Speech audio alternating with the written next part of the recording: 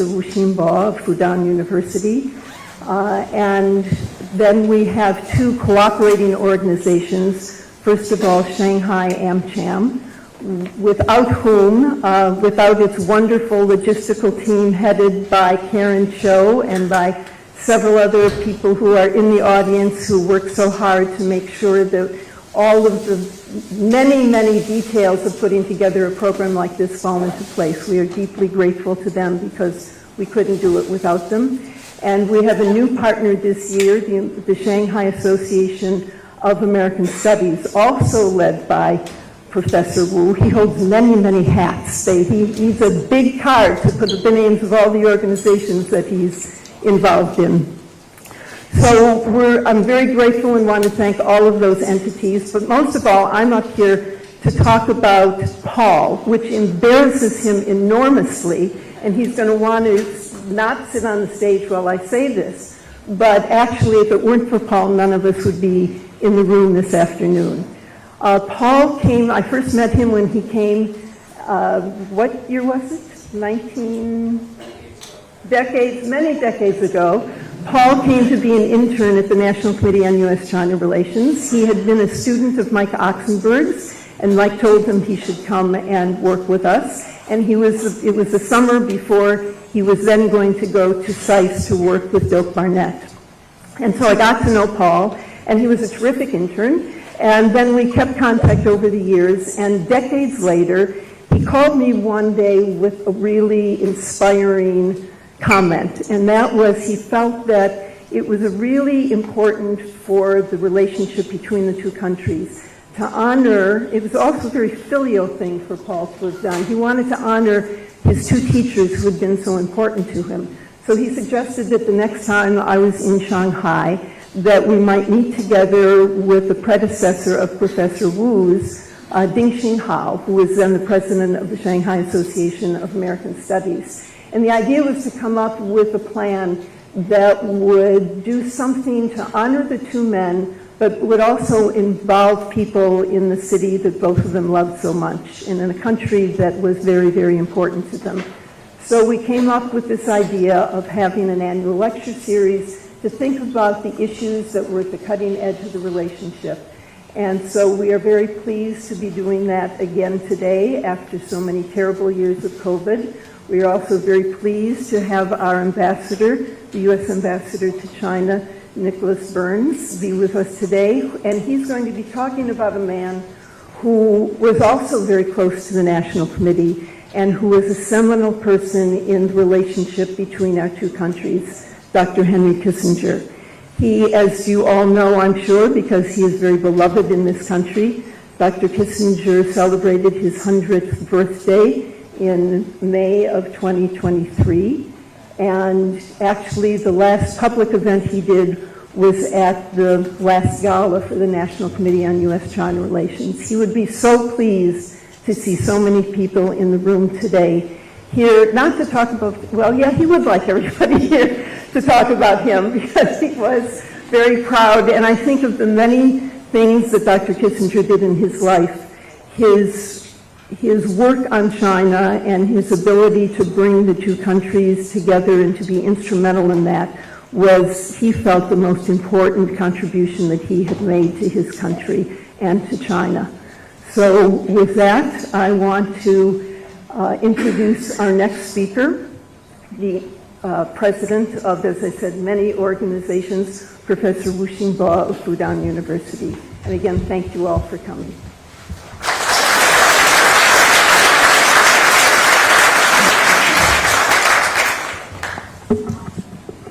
Thank you, Jen. Good afternoon, ladies and gentlemen. First of all, I want to thank Paul and Jen for initiating, launching, and sustaining this very important lecture over the years.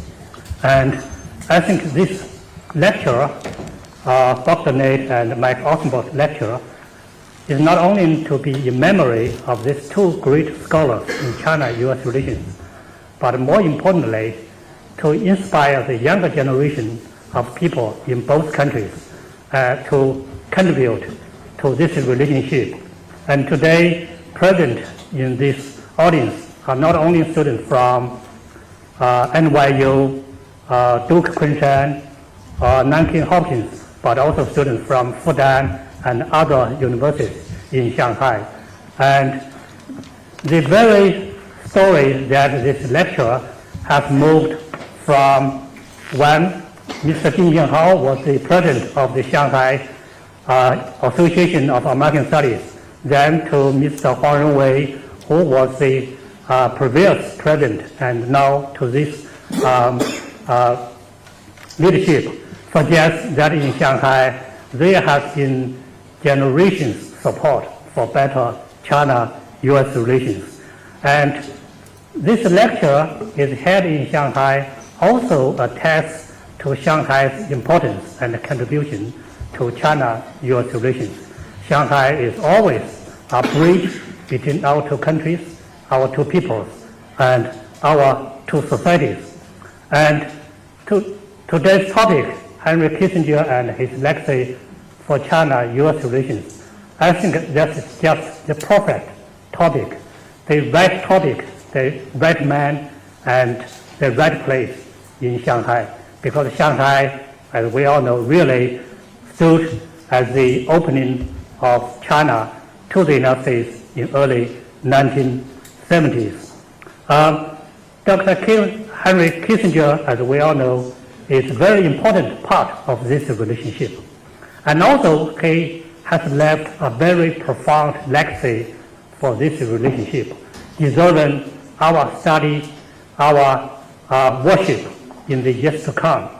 And for this topic, I cannot imagine a person who can be a better speaker than Ambassador Nicolas Burns. And for that, we are very fortunate to have him with us today. Ambassador Nicolas Burns, he was nominated by President Bush and was confirmed by the U.S. Senate in December 2021 as the U.S. Ambassador to China. Before that, he was Goodman Professor of the Practice of Diplomacy and International Relations at Harvard University's Kennedy School of Government, where he founded the school's Future of Diplomacy project. He has had a long career in American diplomacy, serving 6 presidents and 9 secretaries of state. And he has had many important positions, including in National Security Council at the White House, U.S. Ambassador to Greece, U.S. Ambassador to NATO, and also Under Secretary of State for Political Affairs. Most recently, he was a member of the Foreign Policy Advisory Board of Secretary of State John Kerry. Ambassador Burns first visited China in 1988, accompanying Secretary of State George Shultz. I think on that trip, he also came to Shanghai at that time.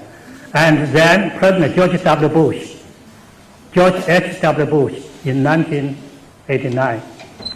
Since becoming the U.S. Ambassador to China, Ambassador Burns has worked relentlessly to improve Sino-U.S. relations, particularly to promote people-to-people exchanges and economic and trade relations between our two countries. Now, ladies and gentlemen, without further ado, let's warmly welcome Ambassador Nicolas Burns.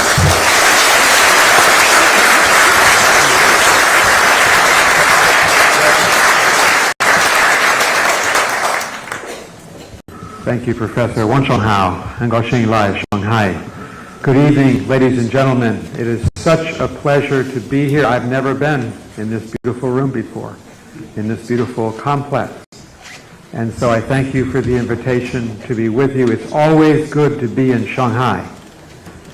And if I told you that Shanghai is my favorite city in China, I would be in even more trouble with the people in Beijing. So don't tell them. So don't tell them I said that. But I'm very happy to be here. I've just come from Wuhan. We are having our July 4th celebrations. We've been in Guangzhou, Wuhan, Shanghai tomorrow, and then Shenyang, and then finally Beijing on July 4th. It's an important time of year for us. But I'm so delighted to be here because this has been several months in the making, and I was very pleased to accept the invitation. And I certainly want to thank Paul Yu for being our host, our co-host today, for his leadership in the U.S.-China relationship for a very long time. Thank you, Paul. I want to thank the great Jan Barris, who has been involved in this relationship really since the very beginning of the modern version of this relationship. And I think the National Committee on U.S.-China relations is one of our most important institutions, and I'm always glad to be part of its events. I want to thank Dean and Professor Wu Xianbo. We have met several times now. I've been his guest at the university, and I appreciate the fact that he's willing to put someone like me on the dais tonight, and thank you for your friendship. I want to thank Professor Yuan Ming, very respected professor at Beida at Yanqing Academy. I'm looking forward to her remarks tonight. Lots of friends in the audience, including Al Gabor and Eric Zheng, who run the American Chamber of Commerce Shanghai. And again, don't tell the American Chamber of Commerce in Beijing, but I think you're larger than they are. That is a fact, according to Al. Jörg Wutka is here, very close friend. I think a lot of you know Jörg. And I have great respect for his knowledge. Ken Jarrett is here as well. And I wanted to pay tribute to my colleagues, Scott Walker, our Consul General here in Shanghai, who actually right now is our acting Deputy Chief of Mission for a time in Beijing. But Scott is a great officer, a great friend, and a great colleague. I want to thank Daniel Delk as well, our Deputy Consul General. I certainly want to thank Alicia Edwards for all the work she has done to help produce this event, and Colleen Allstock is here. So the Consulate General is out in full force to support all of us, not just me, but all the speakers today. I must say I'm privileged to give this lecture. I was a student at Johns Hopkins School of Advanced International Studies way back. I started in 1978.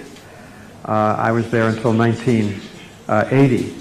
And Professor Doak Barnett was one of the legends at our school. I was not studying U.S.-China relations at the time, but I went to his lectures and was so impressed by his erudition, his knowledge, his common sense at that critical moment in the late 1970s when the United States and China finally achieved full diplomatic relations, the normalization of our relationship. And he used to bring over to Johns Hopkins someone who was actually working at the White House at that time, and that's Mike Oksenberg, who was really the principal advisor in the White House to President Jimmy Carter in 1979 and 1980. And Deng Xiaoping's visit to Washington in January 1979 was an extraordinary event. I still remember it. I was a first-year student, and a whole group of us from Johns Hopkins, if you know Washington, just north of DuPont Circle on Massachusetts Avenue, we walked down to Pennsylvania Avenue. Our tradition when we have a state visit is to fly the flags of both the United States and the flag of the visitor. None of us had ever seen the flag of the People's Republic of China. If you think about it, it had never flown in our country. Certainly not in front of the White House, certainly not on Pennsylvania Avenue. And we walked down just to see that flag and just to take stock of that amazing moment. After nearly a quarter century, these two great countries, the People's Republic of China, the United States of America, had finally come together under the very wise leadership of President Carter, President Jimmy Carter, and of course, Vice Premier Deng Xiaoping. So I thought I'd share that moment because when I was thinking about this event, Professor, I remembered the youthful me, even understanding back then this is a historic moment in early 1979. Finally, I just wanted to say I'm glad that we have students here. And as you know, we would really like to increase the American student population in China, but the heart of that population is in Shanghai and Nanjing. Our largest institution is NYU Shanghai. And then, of course, Hopkins Nanjing, I feel so close to it from my Johns Hopkins roots, and I was pleased to give the graduation speech 2 weeks ago in Nanjing. And Dukunshan, what a beautiful campus. I was there a couple of months ago for a great conversation. I thought maybe we could ask the students to stand up so we can see you and applaud you. If you're here today,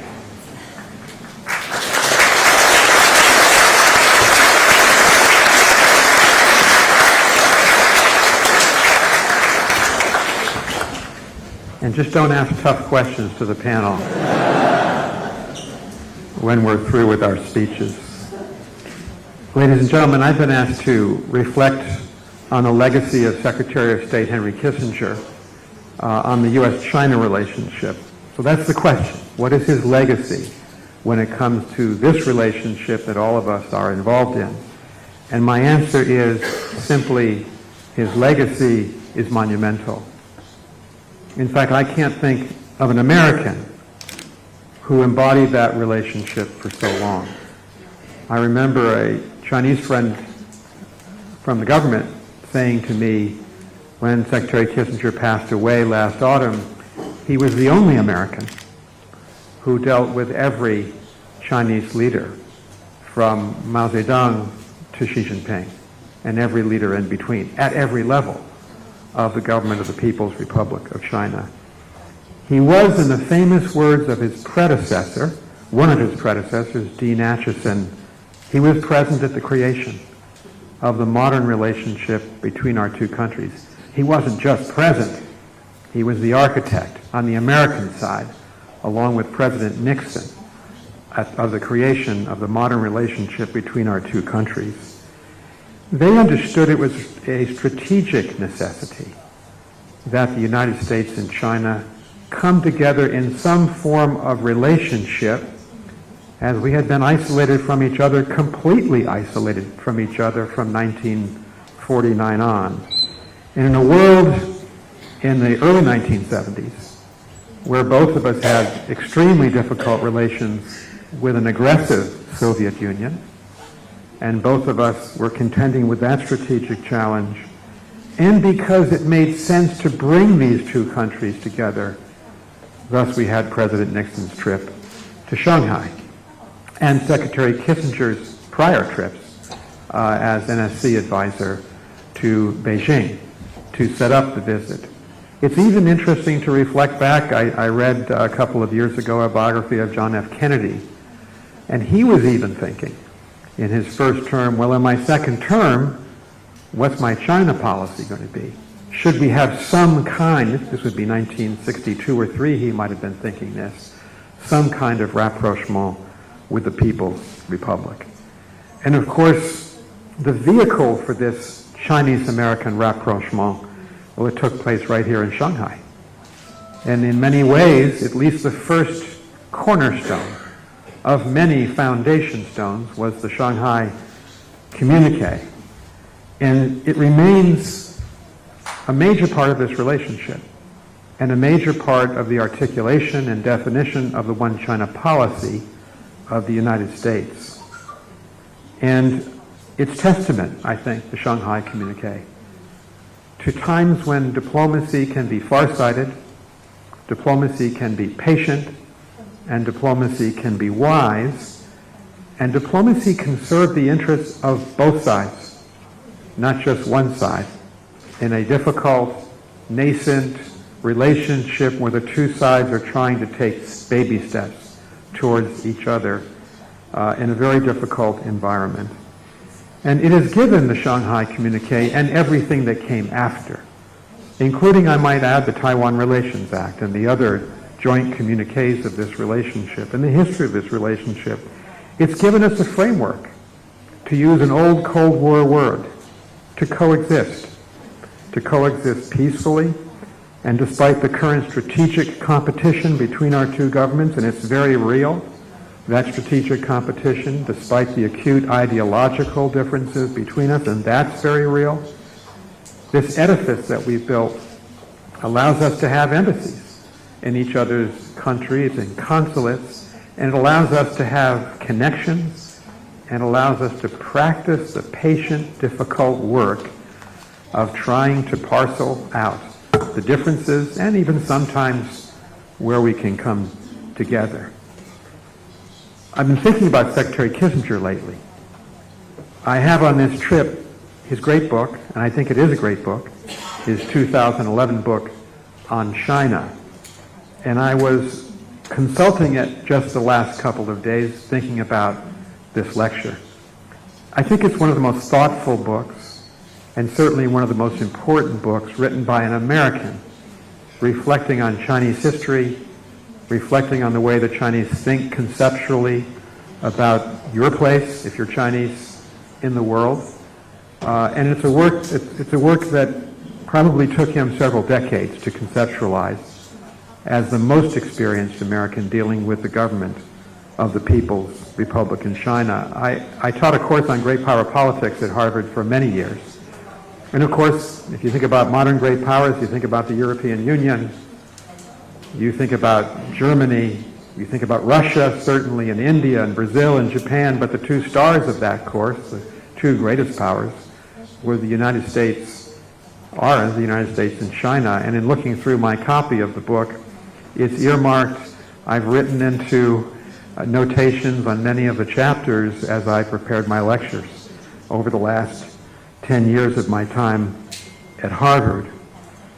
I thought also of Secretary Kissinger this week, and that's because he came to China on a historic visit and what turned out to be his final visit just 11 months ago.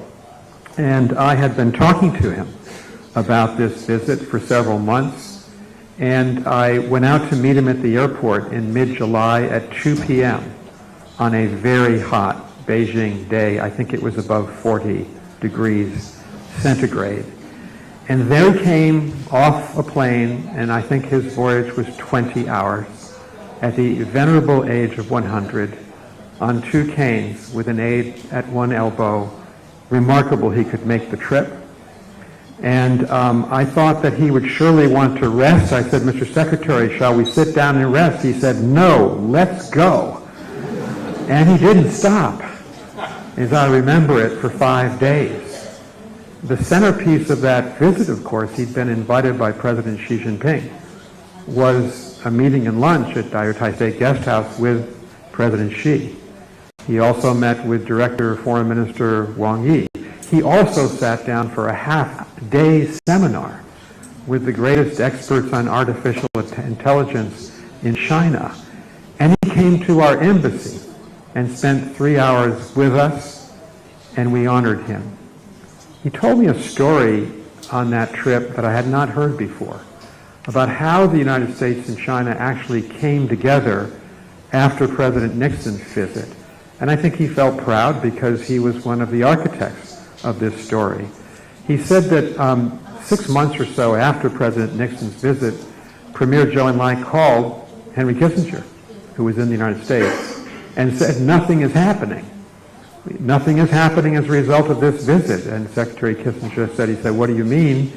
And Premier Zhou said, apparently, there are no Chinese diplomats in Washington, and there are no American diplomats in Beijing, and let's do something about that.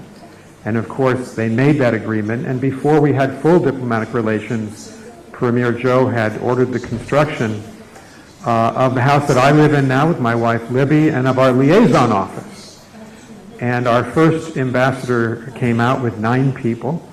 We have slightly more than 9 people now at our embassy in Beijing. But Secretary Kissinger is very proud of that, because that was the point of demarcation.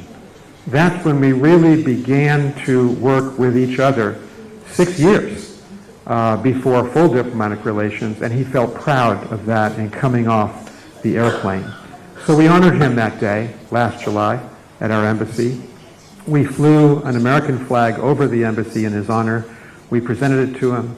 We stood together and sang our national anthem. He was a very patriotic American, as you can understand.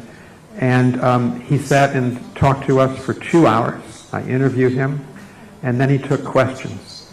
And the first question was from one of our young, very young interns. And she said, Dr. Kissinger, who is your mentor? And I thought to myself, oh my goodness, this is I don't think he was probably ever asked that question. for most of his life. It's kind of a modern millennial question. And it's not a bad question if you're a millennial, by the way. It's good to have mentors. He just wasn't accustomed to it. And as he often did, he was someone who paused before he spoke. And there was a hesitation. And he finally said, Nelson Rockefeller. Now, for those of you who don't know American history, Nelson Rockefeller was governor of New York, was a rival of President Nixon, had run against him for president. And he said, Nelson Rockefeller was the person who brought me from Harvard into the world of the Council on Foreign Relations in New York and politics. And when President Nixon called to offer Secretary Henry Kissinger the job of National Security Advisor, they'd never met. And it turns out it was Nelson Rockefeller who recommended Henry Kissinger to his once rival, President Nixon. So what an historic visit for this great diplomat to visit China, to be in Beijing, to meet the Chinese leadership, and we had the privilege of talking to him for a few hours at our embassy in China. I've known Secretary Kissinger for 3 decades. I was a much younger diplomat, of course. He had not come back to Harvard for 45 years after he left Harvard in 1969 to go into the government. And so I invited him back in 2013. He spent the entire day with us. And that led to a series of conversations where 3 of us, Professor Jim Sebenius of the Harvard Business School, Professor Bob Mnookin of Harvard Law School, and myself decided we wanted to write a book about Henry Kissinger. And we wanted to focus on how he thought about negotiations and how he thought about their place in diplomacy. We sat with him many, many times over several years. And the book, Kissinger Negotiator, came out, and he wrote the foreword because he said of all the books that have been written about him, no one had ever focused on his philosophy of negotiations. And so we were honored by that. And what did I learn in the conversations with him that might inform his management of the U.S.-China relationship and how we might think, Professor, of that relationship today? I learned that he was a protean individual. We do give him credit, and we should. And Jan's right. I think he felt most proud of the opening to China. But he was the singular American official in the conflict, India-Pakistan conflict of 1971. He negotiated after the terrible October War between Egypt and Israel and Syria and Israel. He negotiated in early 1974 the disengagement treaties between the Israelis and Egyptian armies and the Israeli and Syrian armies that ushered in a relative peace for many years between those protagonists in the Middle East, which was quite an accomplishment. After 13 years, he negotiated an end to the American side of our war with Vietnam with the Vietnamese negotiator Le Duc Tho, and they both were honored jointly with the Nobel Peace Prize. And one of the chapters of our book that I think is most surprising to our students, who think of Henry Kissinger as a cold warrior, as someone who came out of World War II, who was a refugee from Nazi Germany, someone quite older. Kissinger, Secretary Kissinger, made an attempt in 1975 and 76, his last 2 years in government, to end white minority rule, in Rhodesia, what was then Rhodesia, now Zimbabwe, and to end apartheid in South Africa. Now, he failed in that endeavor, but he was very proud of it decades later, proud of the attempt when we were researching our book and talking to him. And for someone who was known essentially as someone who was a China expert, a Europeanist, a great power protagonist, he felt that that illness of white minority rule in Southern Africa had to be expunged, and he was right to feel that way. And frankly, my co-authors and I, and our lead author was Professor Jim Sebenius, we felt that the work he did in Rhodesia actually set up the Lancaster House Conference in 1978 that led to the creation and independence of what is now Zimbabwe. His strategic nuclear negotiations with the Soviet Union were at the epicenter of his thoughts. Because while he was dealing in a more friendly way with China, we had a fairly antagonistic relationship, although we had moments when we had a relationship that might be described as détente, that was the word of the time. But achieving a balance in our strategic nuclear relationship with the Soviet Union was an abiding concern of his. But my clear view is that later in life he thought most about China, and that's what he wrote about, and that's what he was concerned about as our relationship became more difficult in the last 4 to 5 to 6 years. I had many long discussions with him as I was being confirmed in our constitutional process in Washington in 2021. We carried on that conversation when I came out here to China. It was COVID time, so these were virtual conversations. He was spending most of his time outside of New York City at his home in Connecticut. But he clearly was worried about the vast gulf between the United States and China. His entire academic and professional life had been built on this theory that great powers had to find stasis, that they had to find some way to avoid instability and certainly avoid conflict and to achieve a stable peace, if not a friendly peace. If you think about his PhD dissertation, which became one of his most famous books, A World Restored, about the 19th century balance of power after the fall of Napoleon up to the First World War, or if you think of his 1957 book on nuclear weapons, which was a path-breaking book, he was someone not interested so much in domination, but in stabilization. Perhaps that came out of his past. Perhaps it came out of being a victim, a refugee, a victim in his own native country, Germany, in the 1930s. And it certainly was informed by the appearance of nuclear weapons in the conflict where he was a soldier for the United States in the Second World War. How to manage competition was a constant question that he asked. How do we manage enmity? How do we manage rivalry between nuclear superpower states? And how do we keep the peace between them at the same time? He was criticized for decades, mainly from the left in my country, for having focused too much on stability, on compromise, on evening out the differences between the U.S. and the Soviet Union, or the U.S.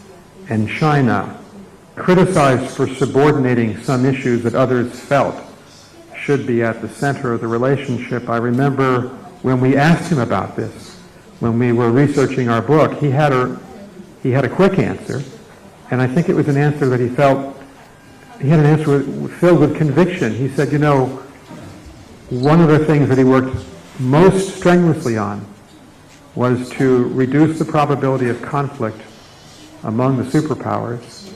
And he said, if we've avoided nuclear war, that is a moral achievement, he felt, to have avoided a catastrophic nuclear war.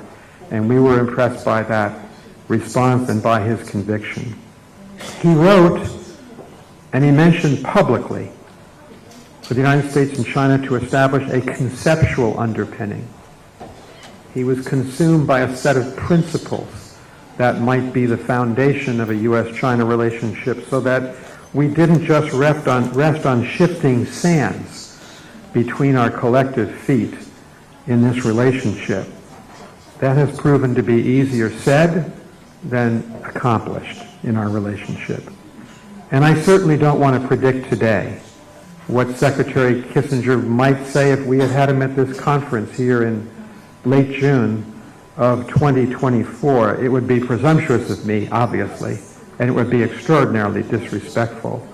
So I'm not going to try to presume what he would think about the strategic situation between our countries.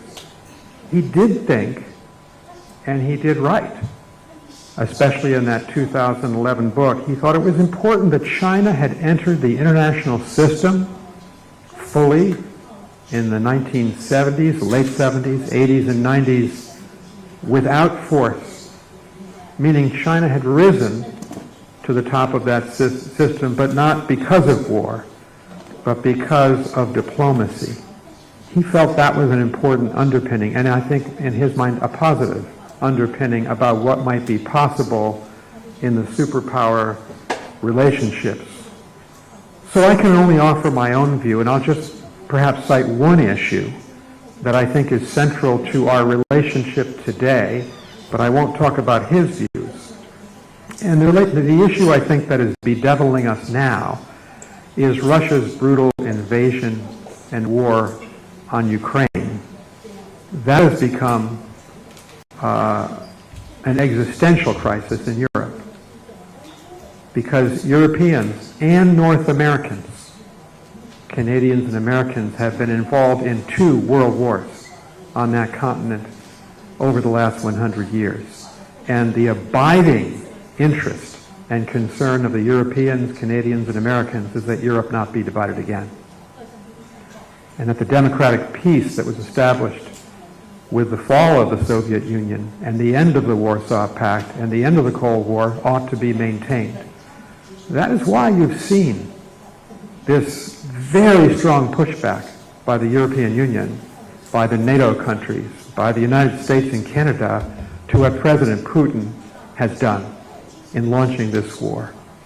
And our critique of China, of the People's Republic of China, is that it is not neutral, but has effectively sided with Russia in this war. You heard Secretary Blinken say when he came here to China in April, and you heard recent criticism by our senior officials just in the last few weeks. We think it's a major mistake to allow Chinese companies, by the thousands, to be sending so many components, technology components, microprocessors, nitrocellulose, to Russia to reinforce and strengthen the defense industrial base of the Russian Federation for this brutal war, especially when, at least we understand, one of the abiding principles of the People's Republic throughout its entire history has been raising sovereignty and territorial integrity as immutable ideals in the modern state system. Well, President Putin has smashed that rule, that we don't invade other countries, that we respect territorial integrity. I think it's an issue that we ought to be talking about on this panel, and we're certainly trying to talk about it in U.S.-China relations. Let me conclude, because I do want to hear, Professor, your response and have a good conversation afterward. Let me conclude with just some reflections from Dr. Kissinger, Secretary Kissinger himself. He wrote about the U.S.-China relationship. The leaders on both sides of the Pacific have an obligation to establish a tradition of consultation and mutual respect so that for their successors, jointly building a shared world order becomes an expression of parallel national aspirations. Beautifully framed, if you think about this issue of jointness and joint obligations in any superpower relationship.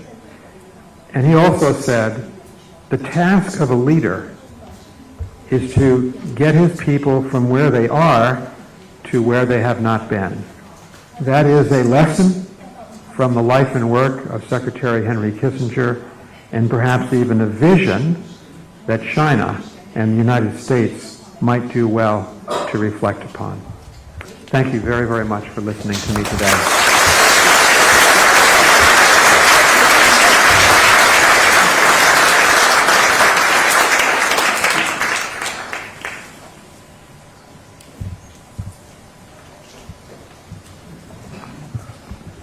Thank you, Ambassador Burns, for your very vivid, insightful, and authoritative interpretation of Dr. Henry Kissinger's legacy, which is a combination of wisdom and art of diplomacy, which is very much relevant to today's world.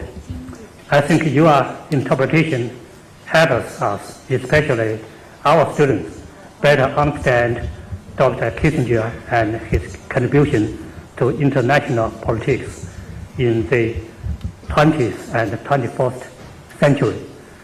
Today, we are equally fortunate to have Professor Yuan Min to join us as a commentator and discussant.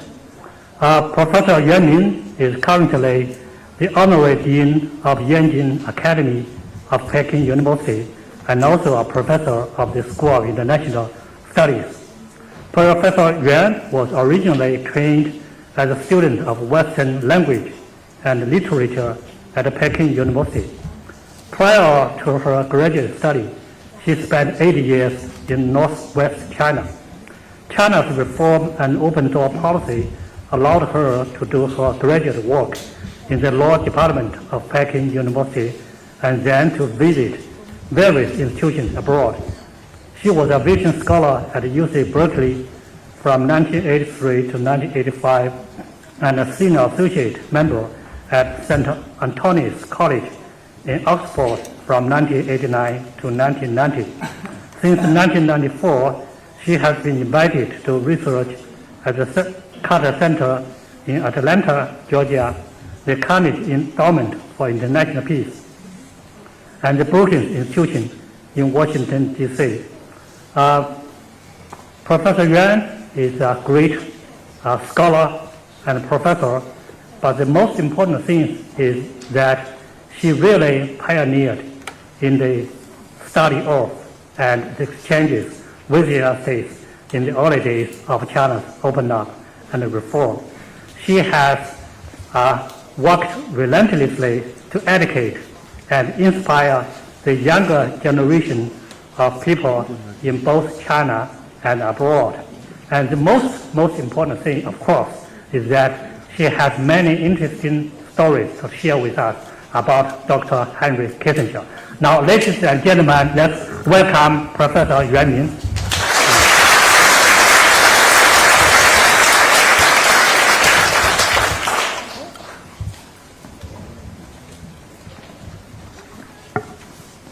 Well, good afternoon or good evening. It's really an honor for me to join this forum the second time. I was here, not this room. I remember Four Seasons Hotel in 2011 as a commentator for Ambassador Huntsman. A lot of changes have been happening. But I'm so glad and thank you for the invitation to join this group, especially as Ambassador Burns mentioned, young people in this room. Well, I will start part of my memory. November 30th last year, I was actually on my way to the scheduled class with a group of graduate students of Peking University, PhD students, when the sad news came about Dr. Kissinger's pass. So on my way to the classroom, I was thinking, what kind of discussion with a group of young people around the age of 25, 28, very young. They didn't have the chance to meet with Harry Kissinger as their peers did. So when I got into the classroom, I saw some books on the table, on the desk. Diplomacy, on China, World Order, these Chinese and English versions. Then I felt, well, topics are all here. Then, with those young adults, as Dr. Kissinger always said, my young adult friends in China, that's exactly the group of young people. We started talking about what he wrote. We talked about Sino-American relations, about American foreign policy, about China, and I was very impressed. Those young students had that kind of deep thoughts, very forward-looking. And I'm not going to quote, but I remember a girl student said, well, we survived the difficult time, especially I know she mentioned about the COVID period. She said, well, we experienced those hard times, but we got to be brave. Like Dr. Henry Kissinger, he set up some example, like during all those hardships, how should we do? Be brave, be myself, and going to more challenges. So I left with that kind of a confidence. Well, Dr. Henry Kissinger's legacy is here with us. So I had that kind of confidence. Well, when I start thinking my associate friendship with Dr. Kissinger, which go back to late 80s, early 90s, and all the years, and all those meetings with him in Beijing, in New York, in Washington, in Aspen, Colorado, in Davos, in Tokyo, a lot of meetings. And he and I talk about Sino-American relations, American domestic politics, China, Chinese culture. Well, too many. But I wanted to share with you one of the most, I think, remarkable conversations he and I enjoyed by Win Lord and Mike Oksenberg in the spring. I think that's April 2000, April the 8th, 2000, in Tokyo, Hotel Akura, when he and I joined this trilateral conference.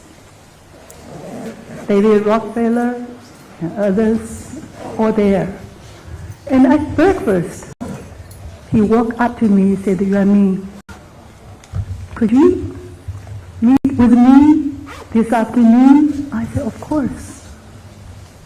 And he said, well, we had to talk about China. I'm so interested in that. And I got to spend some time this afternoon. Then I walked up to his suite, again joined by Mike Oksenberg and Win Lord, and we spent 1 hour and a half to talk about those mutual interests, interesting stories. At the end of the discussion, he said to me, on my next trip to Beijing, you've got to arrange for me with your students. I know all your leaders, mentioned different generation of leaders.